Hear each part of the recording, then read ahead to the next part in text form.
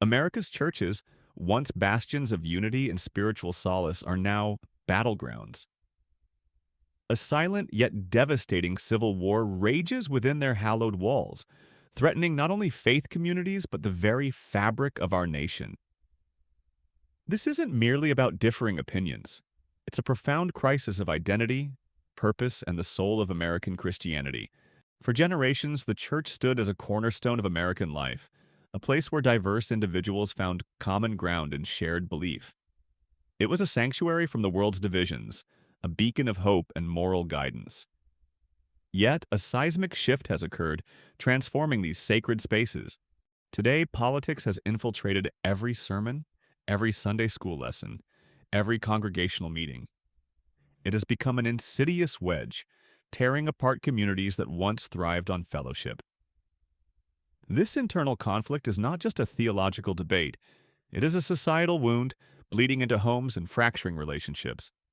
The seeds of this discord were sown long ago, subtly at first, then with increasing intensity. Historically, churches were powerful agents of social change, driving movements from abolition to civil rights. Their moral authority was undeniable, their collective voice a force for justice. However, in the latter half of the 20th century, a new paradigm emerged. Influential evangelical leaders such as Jerry Falwell and Pat Robertson began to strategically mobilize religious communities. They transformed pulpits into political platforms, explicitly linking faith with partisan loyalty. This era saw the rise of organizations like the Moral Majority, which blurred the lines between spiritual conviction and political affiliation. Congregants were increasingly asked to align their faith not just with divine principles, but with specific political agendas. Dissenters often found themselves marginalized, their spiritual identity questioned. This wasn't merely an evolution, it was a fundamental redefinition of the church's role in society. The sacred space, once dedicated to universal spiritual truths, became a partisan outpost. This critical juncture marked a profound departure from the church's historical mission of transcendent unity. Today, the battle lines are drawn over issues that transcend simple policy disagreements, becoming moral imperatives for many. Debates surrounding abortion, LGBTQ+ rights, immigration, and gun laws are not just societal flashpoints. They are deep fissures within religious communities. These topics are preached from pulpits, framed as ultimate tests of faith and righteousness. Pastors, often under immense pressure, feel compelled to take definitive stances, presenting political positions as divinely sanctioned. This approach leaves little room for nuance or differing interpretations, alienating those who hold alternative views. The result is a palpable tension, a quiet despair among congregants who find their spiritual homes increasingly inhospitable. Families are torn apart, their bonds strained by intractable political disagreements rooted in religious conviction. Church board meetings, once forums for communal stewardship, devolve into heated ideological clashes. Sunday services, meant for worship and reflection, often feel more like partisan rallies, eroding the very essence of shared spiritual experience. This constant ideological warfare within the church is profoundly damaging. It transforms sanctuaries into arenas of conflict, where the pursuit of political victory overshadows the call to love and understanding. The critical question arises, can a community truly worship together when its members are fundamentally at odds over what they believe God demands politically? The rise of megachurches has dramatically amplified these internal conflicts, projecting them onto a national stage. With congregations numbering in the tens of thousands and online followings reaching millions, these spiritual enterprises wield immense influence. Their leaders, often charismatic and media-savvy, become national figures whose pronouncements resonate far beyond their local communities. Social media platforms act as accelerants, spreading politically charged sermons and divisive religious messages with unprecedented speed. A pastor's political endorsement, once confined to a local bulletin, now goes viral, polarizing communities across the nation in mere seconds. This digital echo chamber reinforces existing biases, making dialogue and reconciliation increasingly difficult. For many, choosing a political candidate has become indistinguishable from making a spiritual choice, blurring the sacred and the secular. News networks, eager for compelling narratives, further amplify these religiously inflected political messages, often without critical theological context. This creates a feedback loop where the church's internal divisions are mirrored and intensified by the national political landscape.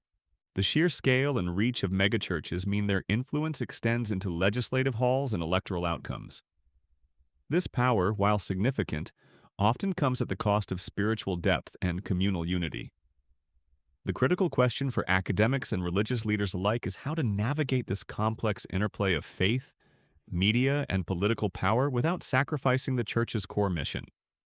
The consequences of this hidden civil war are devastatingly real and deeply personal. We are witnessing a significant decline in church membership, particularly among younger generations. Millennials and Gen Z, disillusioned by politicized religion, are increasingly disengaging, seeking spiritual meaning outside traditional institutions. This exodus represents a profound loss for the future of faith in America. Friendships forged over decades are dissolving, and family relationships are strained to the breaking point by intractable political religious disagreements. Congregations, once cohesive units, are literally splitting apart, leaving behind fractured communities and broken hearts.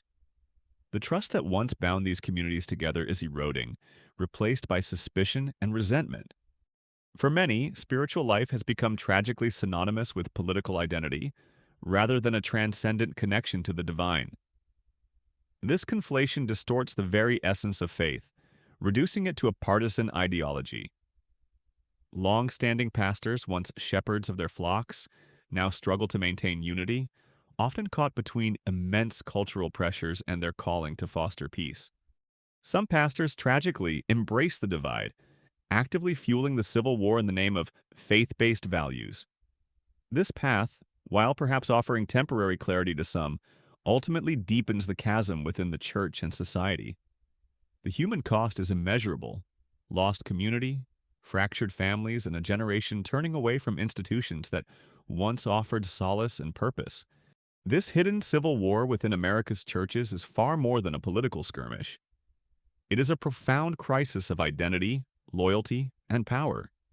Faith communities stand at a critical crossroads, facing an existential choice. Will they unite around their shared spiritual core, or will they continue to fracture along partisan lines? The stakes could not be higher, impacting not just religious institutions, but the moral compass of the nation. When politics dominates the pulpit, the transcendent power of faith is inevitably overshadowed, reduced to a mere tool for earthly agendas. When unity disappears, the church's ability to guide crucial moral and ethical conversations in society is severely compromised. A divided church struggles to speak with a coherent, prophetic voice on issues of justice, compassion, and human dignity. Yet, amidst this serious challenge, hope remains a powerful, guiding light. This hope is not naive optimism, but a critical recognition of the church's enduring capacity for renewal. Reconciliation is profoundly possible for those churches willing to courageously return to their foundational spiritual core values: love, compassion, justice, and radical hospitality. This requires a deliberate, often painful, reevaluation of priorities. For academics, this moment demands rigorous study of the sociological, theological, and political forces at play. For political leaders, it necessitates an understanding of how religious division impacts civic health and democratic stability. For religious leaders and congregants, it calls for a renewed commitment to dialogue, empathy, and a faith that transcends partisan divides. The future of American Christianity, and perhaps the nation itself, hinges on this critical choice. The hidden civil war dividing U.S. churches serves as a stark, critical warning. When faith is politicized, it risks destroying the very communities it is meant to nurture and uplift. This is not merely an academic observation. It is a call to conscience for every person of faith, every citizen concerned with the health of our society. The choice before us is clear and urgent. Will we prioritize faith's unifying principles, or will we allow partisan politics to further fragment our spiritual and national life? We must actively resist the forces that seek to weaponize faith for political gain. We must advocate for spaces where genuine spiritual inquiry and compassionate dialogue can flourish, unburdened by ideological litmus tests. This requires intentional activism, supporting leaders who preach unity, engaging in interfaith efforts, and demanding that our religious institutions embody the love and justice they profess. The time for passive observation is over. This is the scholar's ledger, where history, faith, and power are revealed and critically examined. We invite you to join this vital conversation. Subscribe, share this message widely, and actively participate in the urgent search for truth, reconciliation, and a renewed vision for faith in America. Let us choose faith first and together build a more unified and hopeful future.